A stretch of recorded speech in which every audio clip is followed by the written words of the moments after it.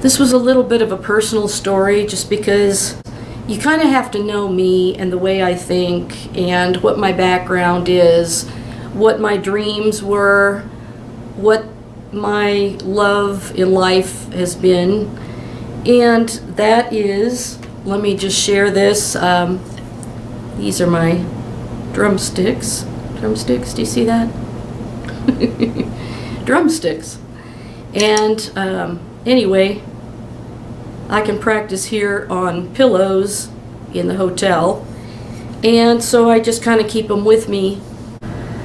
So anyway, I have always been a musician. I've always played. I've been a singer in the past, and a flute player, and a timpanist, a marimbist, all kinds of percussion, and I don't really know where to start this story. But my love of music goes way back to childhood, and it obviously was something that God put in me. There came a certain point in time when I was right in the middle of college, and I was progressing, getting into the professional orchestra, and I was the timpanist for the symphony orchestra at the university level. Having had a major crisis happened to my mom and with our family, this is why I wound up going back to the house to help my mom out. At that time, I continued to write and compose music, which I love to do. I love to go in the practice rooms and sit down and play on the piano, and was kind of more self-taught on the piano. And I would write songs, and I would make demo tapes of the songs, and then eventually I started, looking through music catalogs and deciding to set up a little home recording studio, which is how I actually recorded my CD that I put out in 2006. And then in the year 2007, that's when God gave me the divine revelation, waking me up at 4 a.m., about the almond tree, and he told me to send it to Jerusalem immediately. And when I did, and it was the dead of winter here, I got a reply back from Jerusalem, back from somebody who was working to get the third temple going and all that. But somebody retrieved my email, and it just so happens that that same day, at the same hour, when I was sending this incredible revelation, that I had been awakened at 4 a.m., I wrote down the whole testimony that God gave me on a little piece of paper, and it was like a light bulb had just gone on inside, like electricity was upon me. And when I started writing the book, I had no idea it was going to wind up to be this big, huge project that took exactly 7 years to write, with an 8th year editing. And I decided to make the book the colors of the priestly garment, and I put 7 lions with the testimony of God down the spine, so there's 7 there, and then there's 12 chapters in my book, which, there's 12 disciples of Jesus, the Messiah, and there's also the 12 tribes of Israel. And then each chapter is split up into sections. And the Lord gave me so many incredible, beautiful things about himself in this book. And literally, while I was writing the book, I had a miracle almond tree that I planted the seed on Tu B'Shvat, and it literally, one seed literally sprouted 3 days and 3 nights after Passover, exactly when the Messiah was resurrected to life. As I was living at home and trying to help my mom, I recorded music and kept composing, and when I was in college, I had gone to a pawn shop and I got this old 60s drum kit that was just a small jazz kit, but it was a good quality one, like the one Ringo Starr played, except it had a different finish on it. And the same brand that he played and everything, Ludwig. So over the years, you know, I would look in these music catalogs whenever my birthday was coming or Christmas was coming, and, you know, I would try to figure out, you know, if I got Christmas money, or, you know, if Mom wanted to buy me something, would she buy me an accessory or one cymbal or, you know, something to help get my kit developed. So little by little, you know, I got stands and all of the drum throne and all of that. So I've had it for quite a few years, since the 80s. And within the last 2 years, after my mom died, I started looking at new drum kits. And I wanted to get one made out of a different type of wood, and so I was trying to figure out, you know, about that. But then I thought, well, I really can't afford to do that, so I didn't do it. And my mom knew that that was what I loved to do. She knew that, you know, every time Christmas would come, just to look at the catalogs and the musical instruments and all of that it's just the type of thing, you know, like some guys, they like to look at car magazines, you know, where there's hot rods or whatever, but my thing was to look at musical instruments and just kind of, you know, dream big, you know, that one day that's what I'd like to have, you know, that's the Cadillac of drums. And just equipment, you know, when I was in college, I didn't have a marimba and I didn't have a timpani. And so when the college decided to move those instruments, they locked the door where I couldn't get in. And it was kind of frustrating trying to deal with that to go practice. But I was getting very advanced, and just that was my dream, to be a professional musician and work in the recording studio and all of that.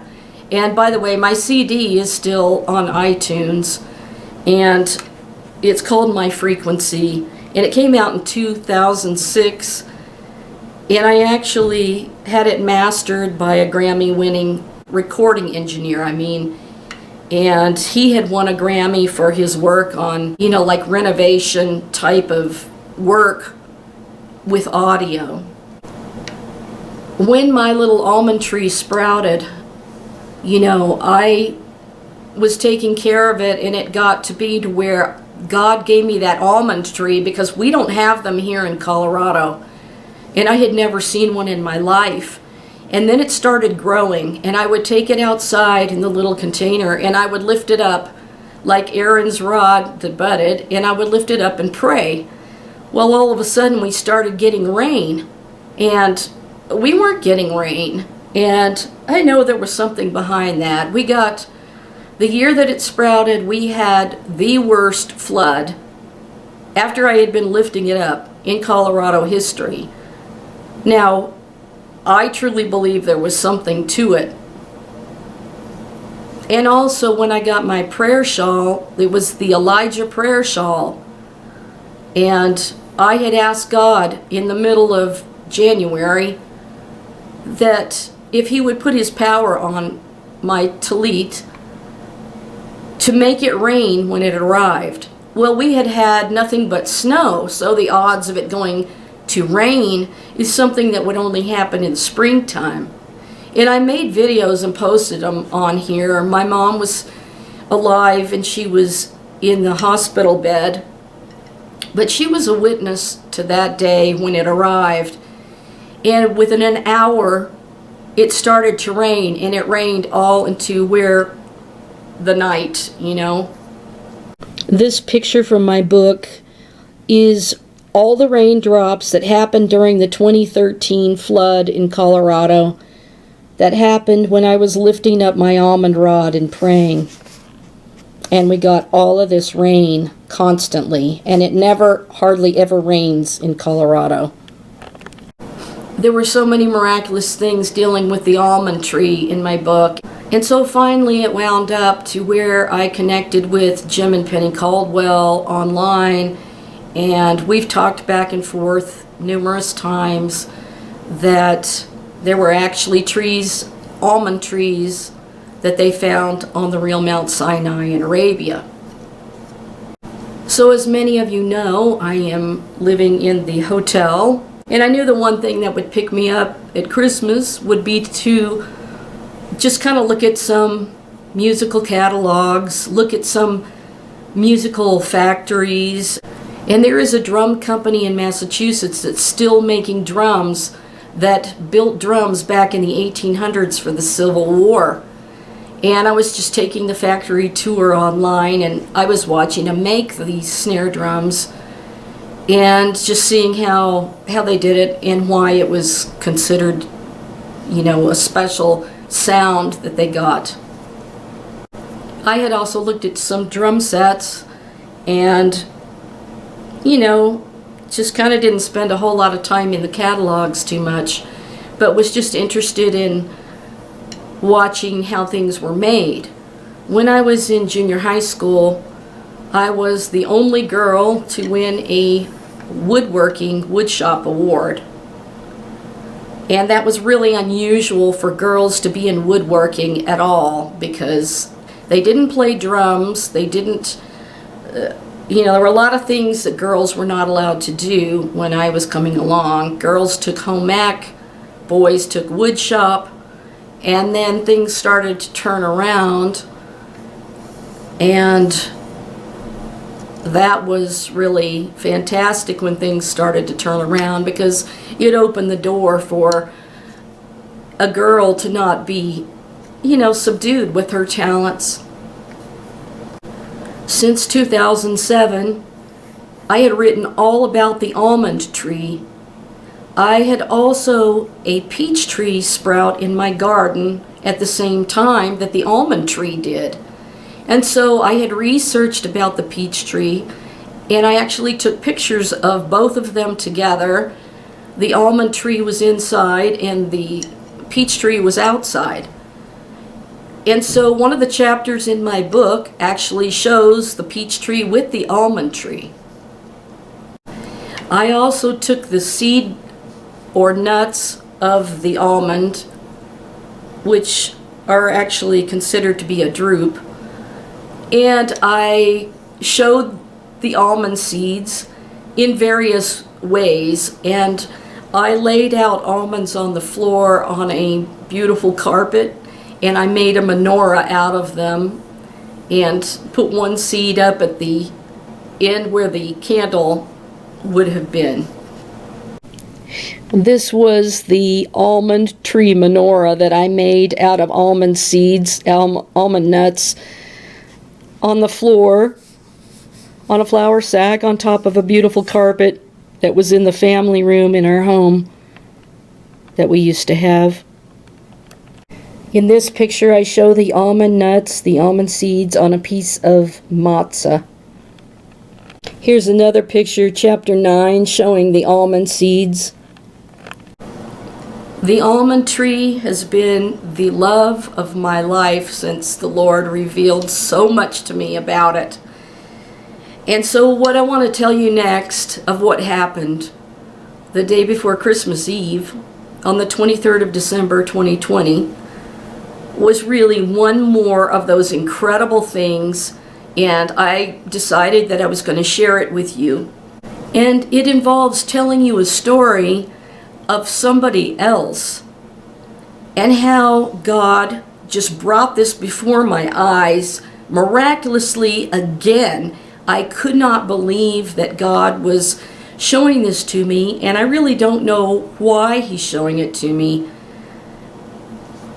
Since I have the almond tree, you know, I had thought about, well, where should I move? Where should I live? Where should I go if I could ever, you know, get a place to live? And of course I knew that the almond trees, they had orchards out in California, but I didn't really know where, you know. And I had thought, well, maybe I should move out and get an almond farm and grow almond trees and have an almond orchard. Wouldn't that be neat, you know? And in my book, one of the chapters talks all about the harvesting of the almonds, and I go into great detail about it. 7 years of my life writing that book about the almond tree, and still God is working a miraculous thing that I can't even explain.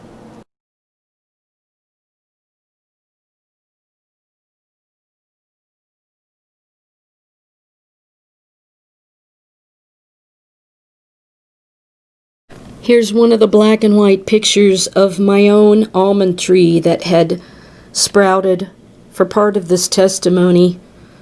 And this is a black and white. It was color, but it was converted to black and white. So I had to go out and get my mail in my little town.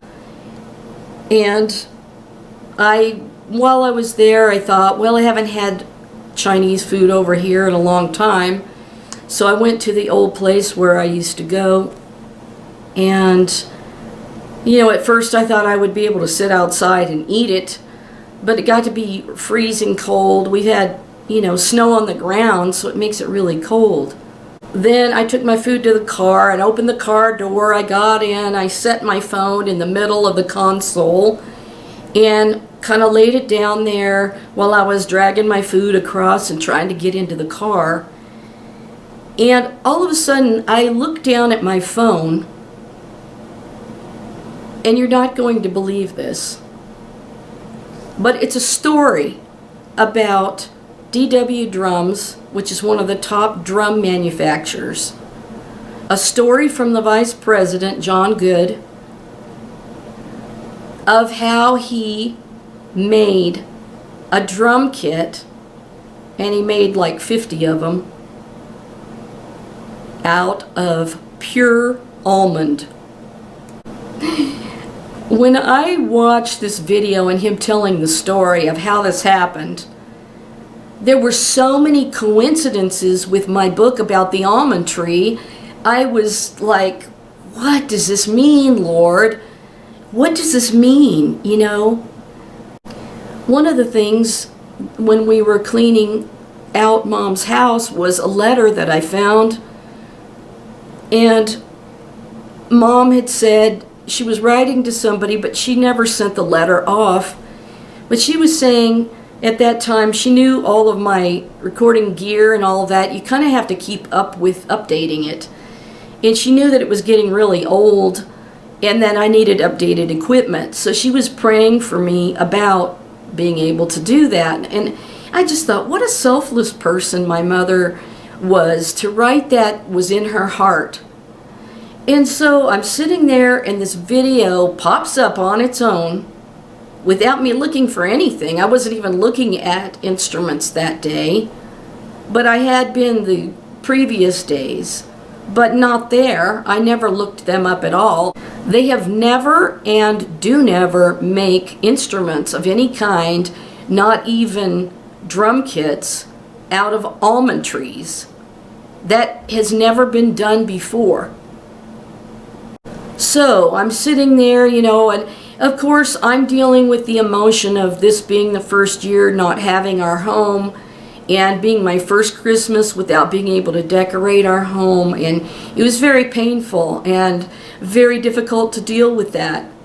And I really felt like God popped this video up of John Good telling this story about that he's made drum kits out of almond trees, and they have a collector's series, and they often go to these remote areas. Like I think they went to Romania and they found some type of wood down in a swamp and they brought the logs out, and you know, he tells all these different stories about these different woods that they've made drums out of. They've made some out of olive wood and exotic woods. So he goes over to Europe and gets exotic woods and then, you know, creates drum kits out of them. But this particular day, the day before Christmas Eve, when I pray, you know, I tell the Lord to tell my mom something, you know, and I tell my mom I'm thinking about her, and she knows, you know. But John Good told this story, and he's the vice president of DW Drums. And immediately when I saw this, I had so many connections that happened that I started writing down things that he was saying that were just astounding. And I wanted to contact him and let him know that something really stunning that he has no idea is connected to the story of his almond tree connection. So miraculously, there sitting in front of me is a beautiful drum kit that he built at his factory, and he named it Pure Almond. And of course, I'm going to tell you the connections after I tell you his story from his video, and I kind of transcribed it in my own way so that I can retell the story and not using any of his footage, which is probably copyright. So I didn't want to violate that, but I did want to tell this story. And it's actually called The Story of DW Collector's Series Pure Almond. And John Good is the vice president. He said, 15 years ago, a big hunk of wood wound up in his office. He doesn't remember how it got there, but it was a big 4-foot hunk of wood. And it was really, really dense and heavy. He said he was really intrigued by it, and he sent it off to Michigan to a friend of his, Don Sadler. Now, Don Sadler's a specialist with veneers of wood, and that's what he does with his business. And Don Sadler tells him that it was almond and told him it was firewood because it was kind of a squirrely wood and it didn't really have any straight lines on the trunk, and he felt like it wasn't worth working with it to try to make drums out of it. He said it was hard to deal with.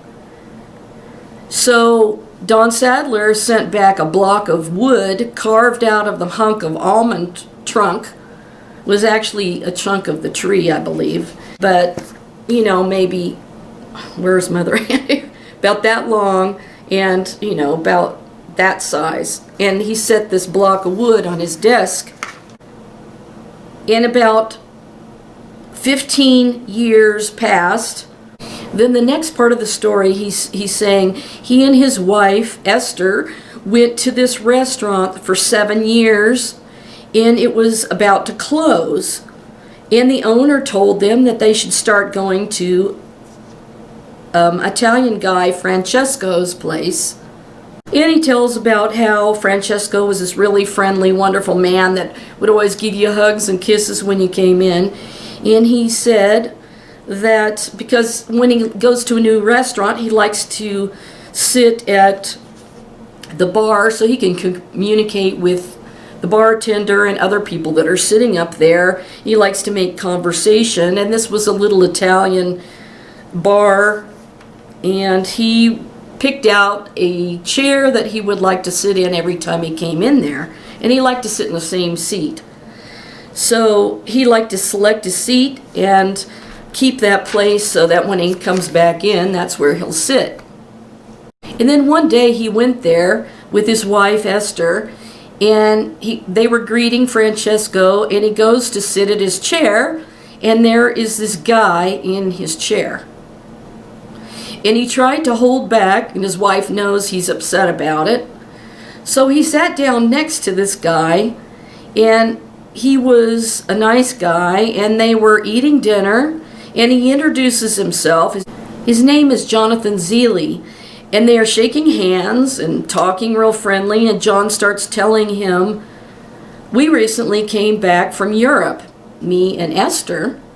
And Zeely says, "What for?" And John says, "Buying exotic wood, going to a trade show." And he asked, "For what? You build furniture?" And he basically said, "No, we build musical instruments, primarily drums." And Zeely said, "Wow, I would love to see your factory."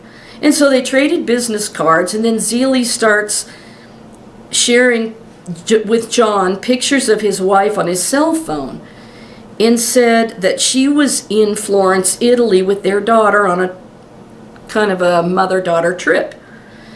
And they came from a real traditional family and that they are farmers.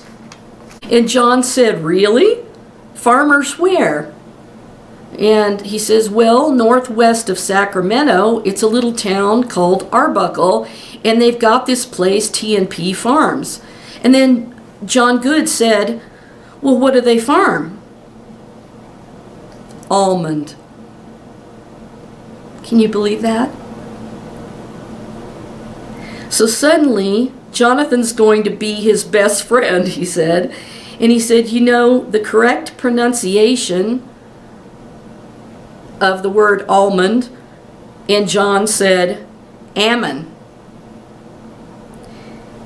It's Ammon north of Sacramento and Almond south of Sacramento. He said, "Yeah, they farm 30,000 acres of almond." Really? He says, "You want me to be your source for that wood?" Having spent so much of my life with this testimony of the Lord about the almond wood, I can't even tell you how that affects my heart. It's like leaping. John said it's getting really, really good. So he flies to California, met with the Charter family at a hotel, the Citizen Hotel, I think, and they tried to devise a plan with the farmers, the owner of the orchard. And Mr. Charter says, "How many trees is it going to take?" And John Good says, 70.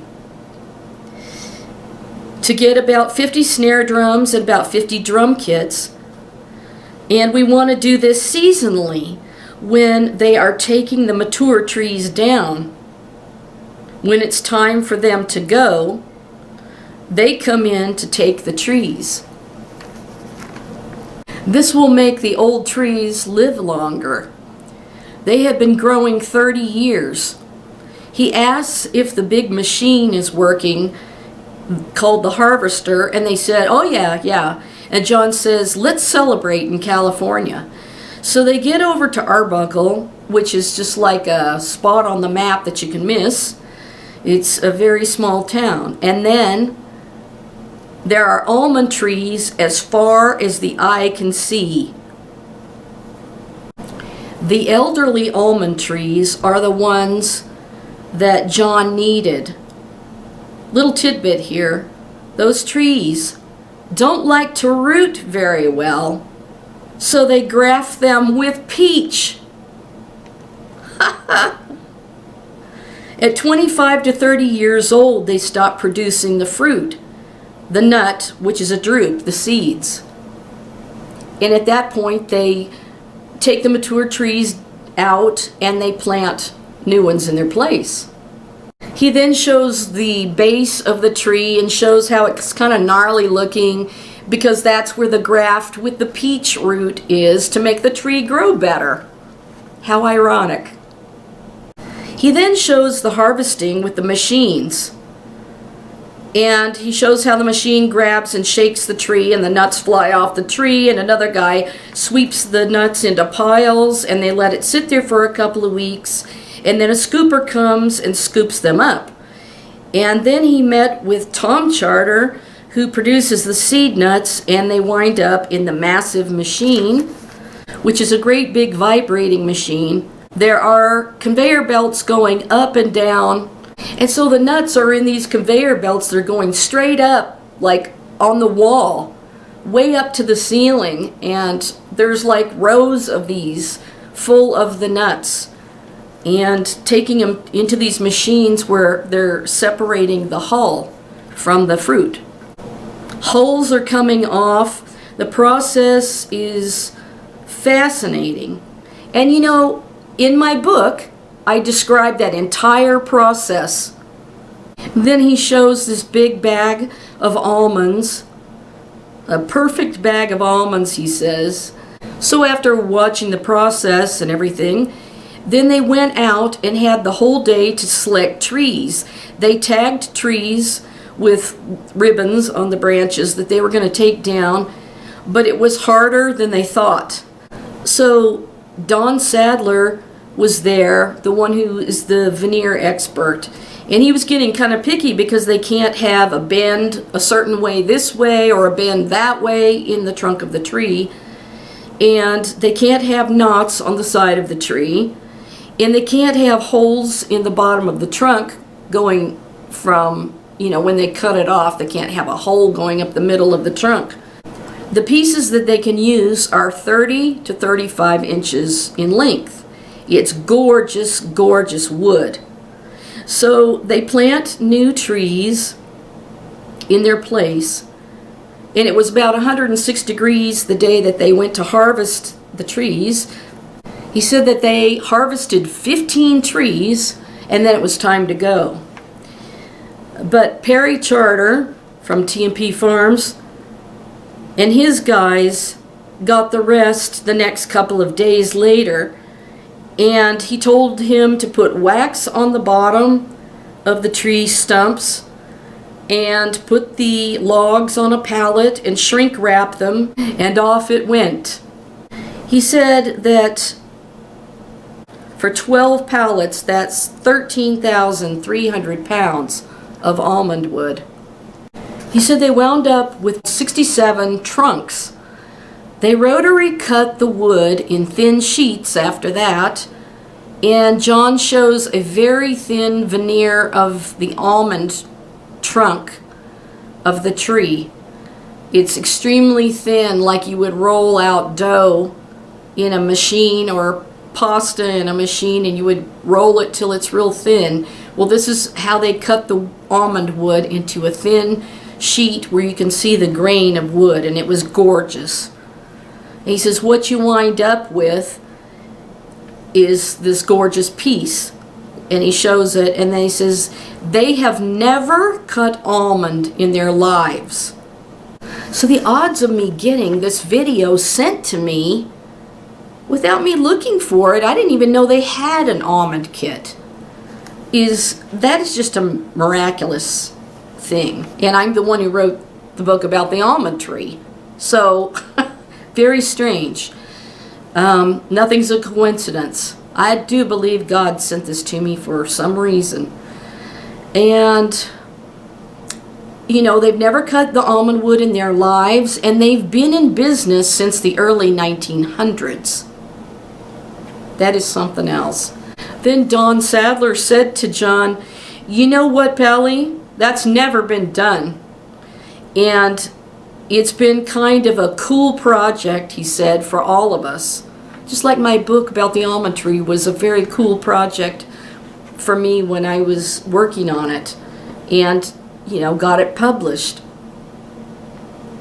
Certainly there's never been drums made out of almond wood." So DW gets the pile of thin sheets of veneer, and they have to invent a way to make a really long piece because they could only harvest pieces that were about 30 to 35 inches long, and they have to have a 72-inch long piece. So they had to figure out how to piece the veneer together to make a long piece where they could curl the wood after they steam bend it, so that it would be an adequate size for drums, and particularly like the bass drum or the floor tom. And the way they solved that problem was by staggering the wood. There's a scale for wood called the Judaica hardness scale, and almond wood is rated at one of the hardest woods at 1750. Heavier wood created a higher pitch, so staggering the wood in certain directions by making use of the short grain. These drums were going to produce a very high-pitched drum, and the way that they staggered the wood brought the pitch down. And so they wound up kind of creating a whole new shell design, and none of us knew, he said, about this stuff or working with this type of wood. And don't forget that they are breaking ground with this stuff. So, you know, he works with all these exotic woods, and sometimes they have to figure out with the type of hardness of the wood how they're going to redesign it so that they can make it into a shell and steam bend the drums and put them in the press so that they, you know, come out sounding like good sounding drums and all of that. John Good then says, do I pick the hardest projects in the world? Yeah, I'm guilty. And he says, this wood is really a great project. What kind of finish? Then he goes to Louis, his finisher, and he tells him natural to toasted almond is the finish. So he shows his man Louis spraying the finish, and then he's got another guy spraying the clear coat on it. And after that, they let the drums dry. They kind of clean off after sanding the edge, doing the bearing edge. And then they have a machine that precisely drills the holes. And they have a special label that shows them gluing onto the interior. And it says pure almond. I was so excited.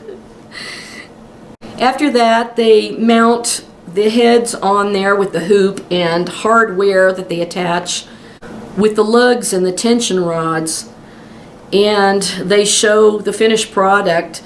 And he says, we all love it with the nickel hardware on the kit. It turned into a real thing of beauty. And the first kit wound up in their showroom, and those who played it loved it. Then he says that they put the AA smooth heads on it, and he said, man, oh man, this drum kit, it's got personality. As Perry Charter said, you're going to be giving those trees life. And then to my surprise, he says, there's another part to this whole thing. His wife Esther decided, he said, my house would become an almond roasting factory.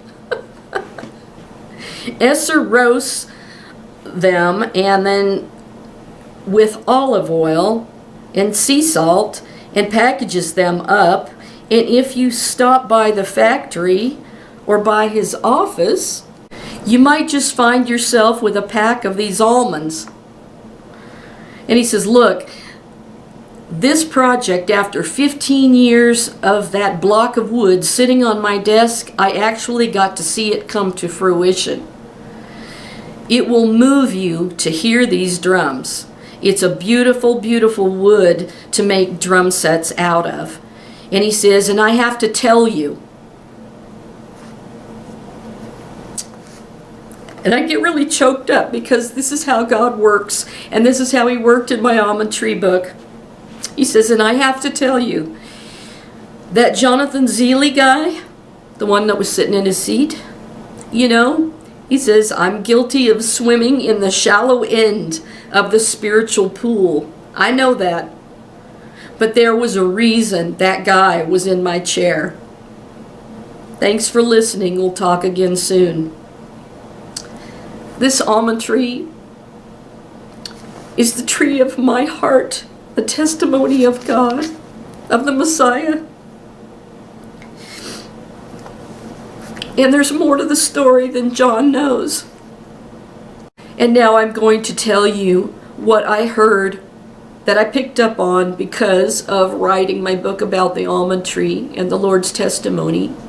I took notes as I was transcribing that video to tell the story, and these are the things that are biblical that John doesn't know.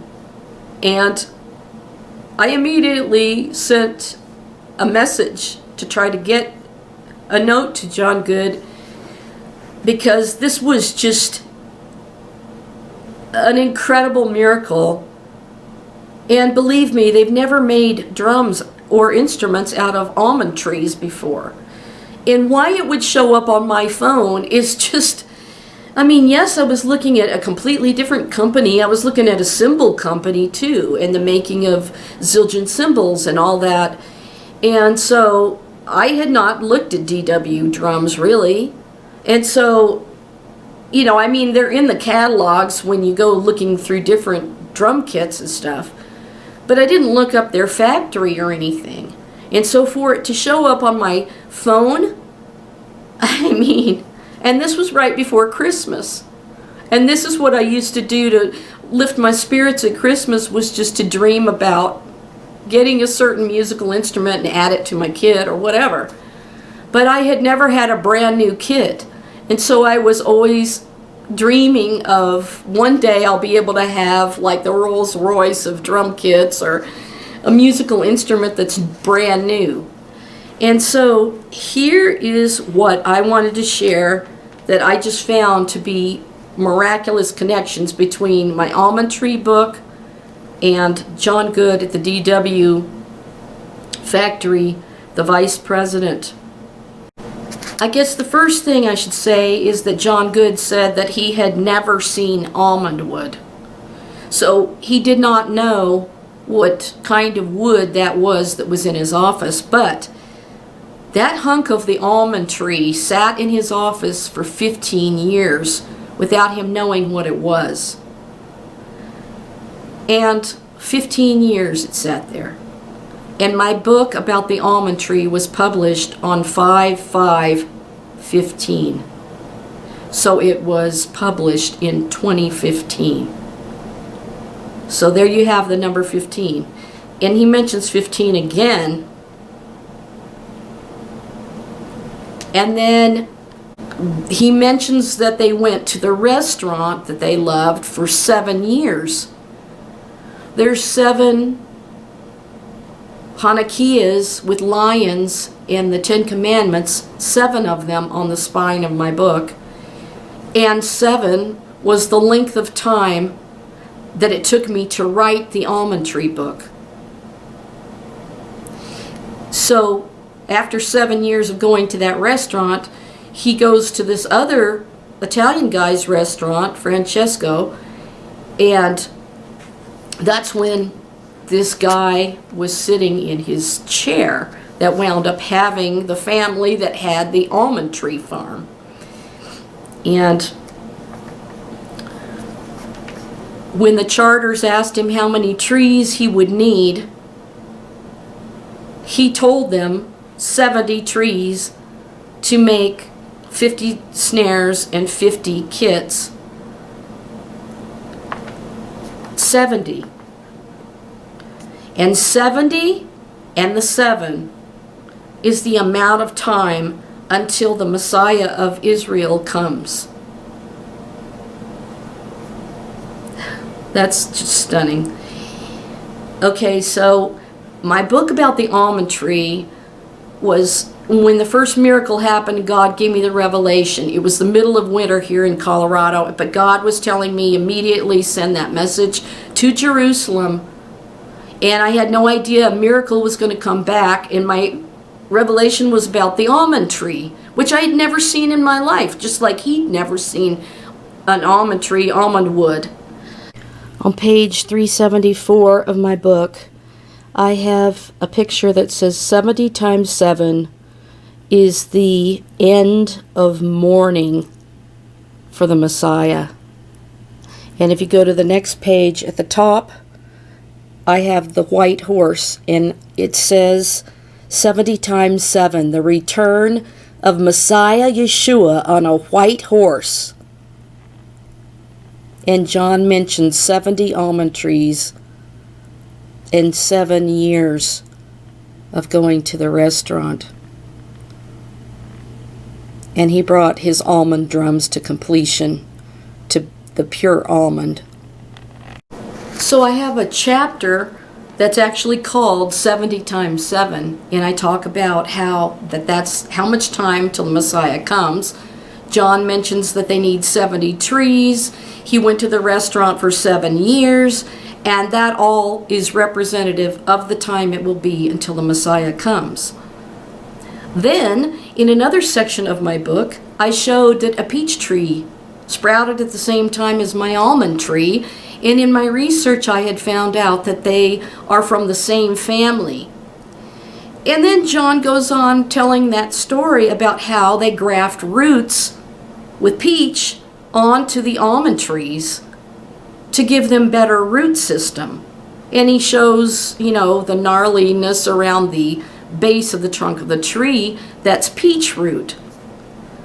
And in my book, I showed that peach tree sprouted in my garden from a seed that I had planted a year earlier, and it sprouted at the same time as my almond, which was inside the house. And both are pictured together, the peach tree and the almond tree, in my book.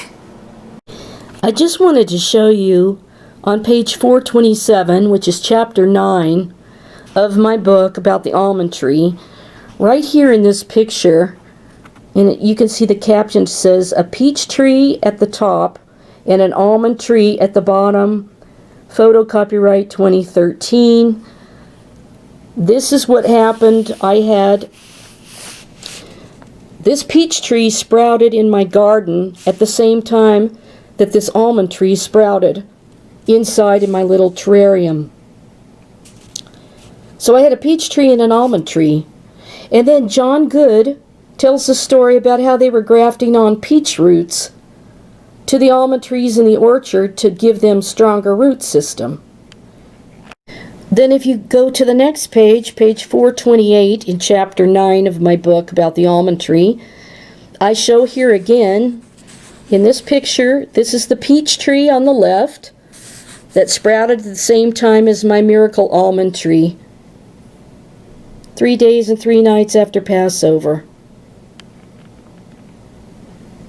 So it's just a miracle that John Good, the VP of DW Drums, mentioned the peach tree root grafting onto the almond trees.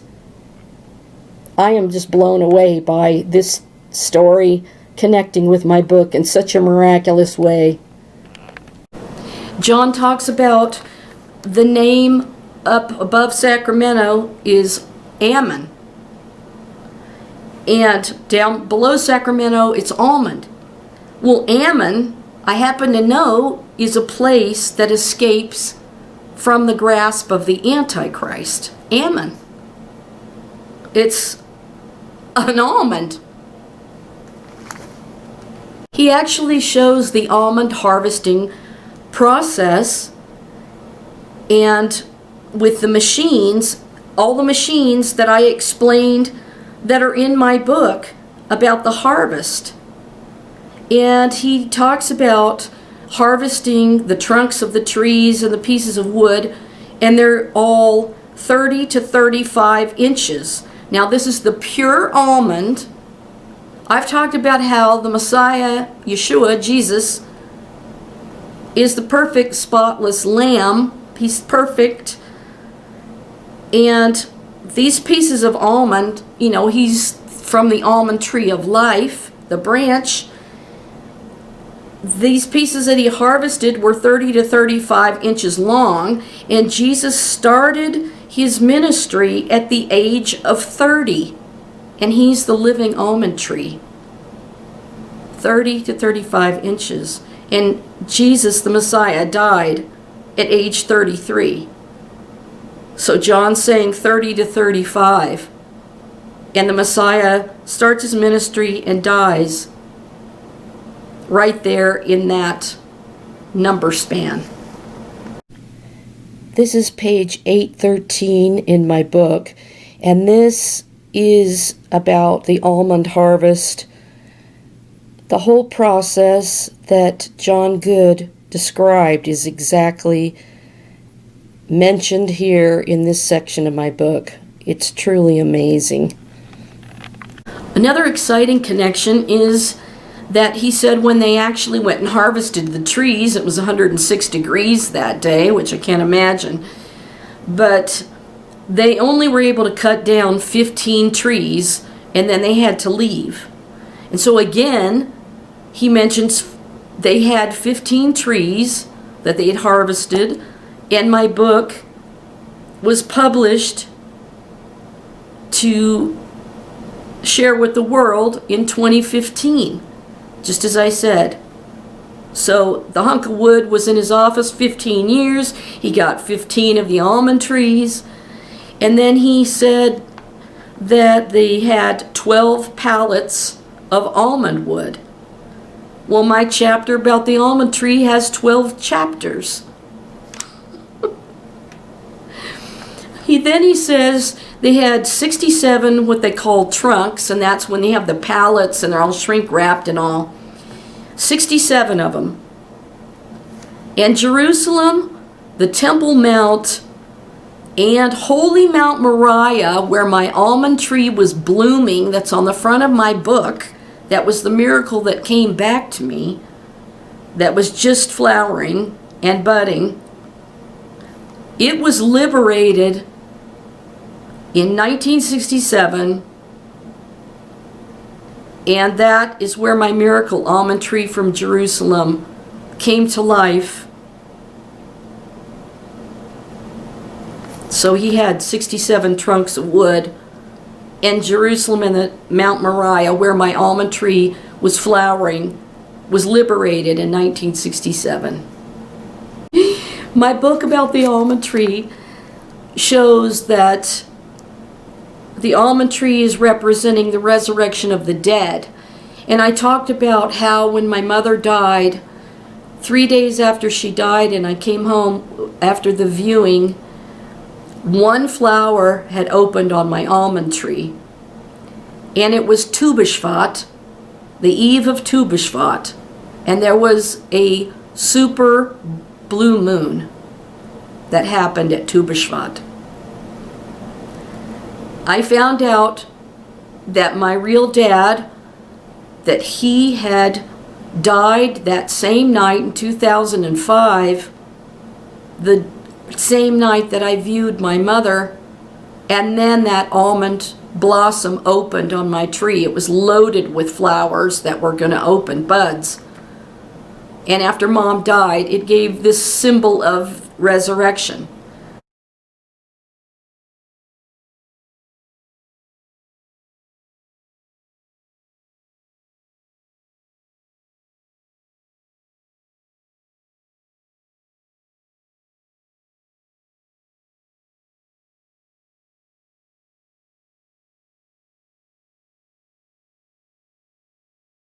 So in his case, Perry Charter said to John Good, "You're going to be giving those old trees life, like a resurrection." He was going to take the old mature trees that were no longer producing, and he was going to turn them into these drums that essentially will be continuing on to live in the form of drums that will produce music and fill the air with its beautiful sound. The almond tree of life is revealing Jesus Messiah's resurrection. Incredibly, that connection to my parents. And Tu B'Shvat, the new year of trees in Israel, that's when the almond is the first flower there. It's the first. And it actually puts forth the flowers before the leaves. And another thing, with having my almond tree that got as tall as the garage ceiling, it keeps the leaves green and doesn't really drop the leaves like a normal tree. They don't change color, they stay bright green. And in my book, I show them, although they're in black and white, but on the back cover you can see they stay bright green. And I had laid some of the leaves in snow to show pictures of how they just seem to be evergreen. They seem to be showing life. Now, another amazing thing is that John's wife's name is Esther. In one of the last chapters of my book, chapter 11, I talked about Esther in the Bible and revealed some spectacular things about her in that part of the book. Chapter 11, page 569, you can see that it's titled, "The Royal Scepter is the Rod. Queen Esther Reveals the Plan of the King." And John Good's wife is Esther. But what's really neat is that his wife Esther is roasting the almonds with olive oil, and my publisher is OLIVEPRESSPUBLISHER.com. In my book, I show this piece of olive tree with 5 little olives that actually came from Jerusalem. It actually came from the Mount of Olives at the Garden of Gethsemane. You can see little tiny olives starting to form on it.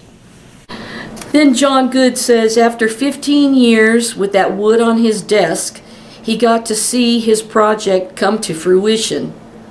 And in 2015, on 5/5/15, I saw my almond tree masterpiece book come to fruition, to share it with the world.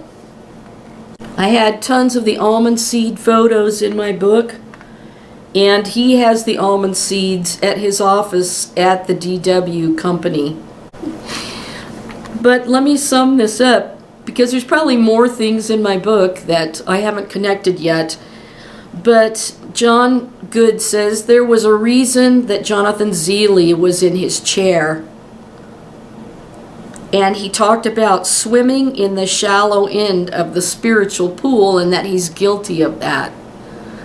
Well, he doesn't know that all these spiritual connections to the almond tree are connected to why God led him out on that project. It's connected to the Messiah, and he doesn't even know it. But he knows that there's something spiritually amazing about how this all came about. To sum it up, Jesus, the Messiah, is the pure almond tree of life. And he's giving new life to those old trees and calling it pure almond. And the Lord is the pure almond tree of life.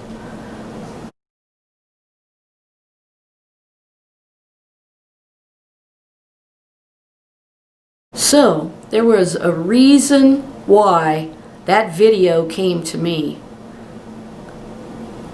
I believe that not only did it perk me up psychologically and emotionally to prepare me for a Christmas that was going to be drastically without presents, without unwrapping anything under a tree. You know, I think that God sent to lift my spirits. Now, I tried to find out more about this immediately and how to get a hold of any of those drums, but of course it's in the collector's series. They have all these exotic woods, and so it's part of that. So it's going to be extremely expensive, I know that already. But they're making snare drums out of it, and they're making the whole, I think they had a 6-piece drum kit made out of almond tree. And the labels inside that are glued inside the drum say pure almond. And so you have this gorgeous kit, and a lot of their kits are made out of these gorgeous exotic woods, and you know, you have to kind of decide if you're going to purchase one. It's going to be so expensive you won't believe it. But this is truly miraculous. And I had actually been praying, before all of this happened, I had been praying that God would restore my music to me. And my days of playing the drums and just being able to compose and record my music again, because as you know, everything I own is in storage units. And it's been snowing, so it's bitter cold and it's not good for it. So I just thought this story was so incredible. This is like something God would do when I was writing my book and giving me that almond tree. And you know, my almond tree is about the Messiah as the branch.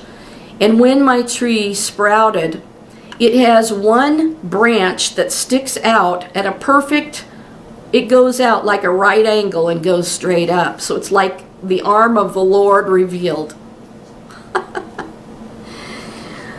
Oh man.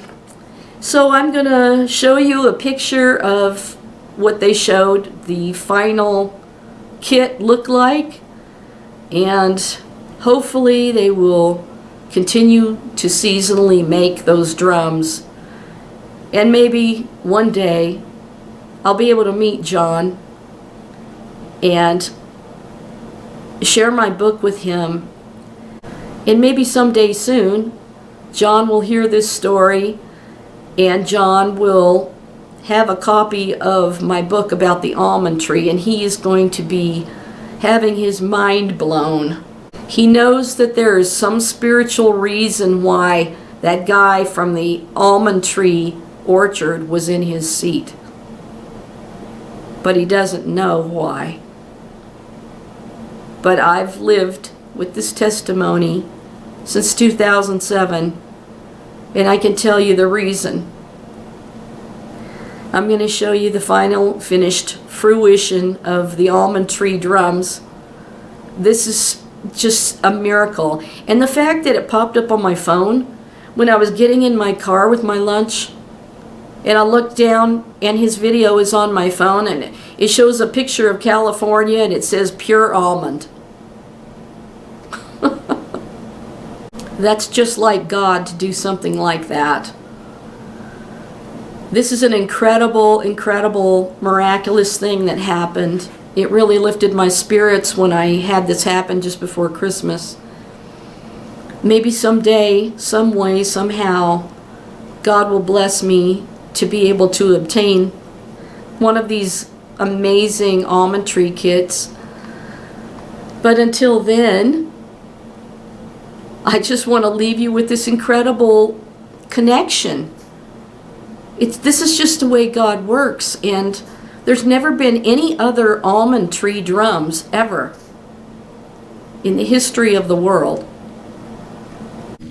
On page 229, I have King David's harp, musical instruments of the Holy Temple. On page 14, I show one snare drum. And right before the bibliography, in the back of the book, is a maple floor tom. This is truly a miracle about the almond tree drums.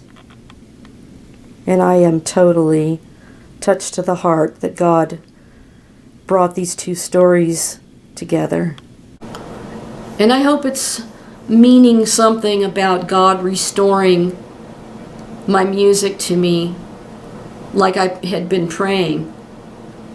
And I'm sure my mother is up in heaven smiling that this was sent to me, because she held my book in her hands and she had her own copy of my almond tree book, and she knew the whole testimony of the Lord. And just the fact she wanted me to have new equipment and all of that, it just was in her heart. I really wasn't sure if I was going to share this story, because it's kind of a personal thing about, what I'm praying for and praying about, and just the experience I've had with my almond tree has been very personal and very much of a gift from God. And this is one more miracle I can add to the story. I hope you found this story to be quite wonderful.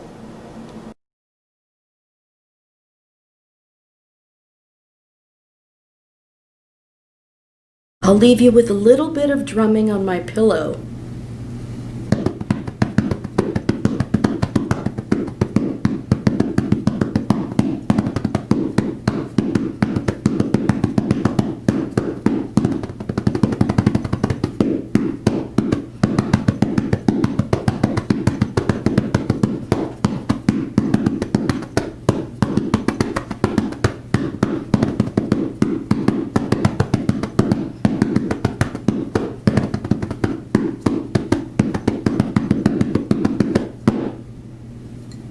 Enjoy!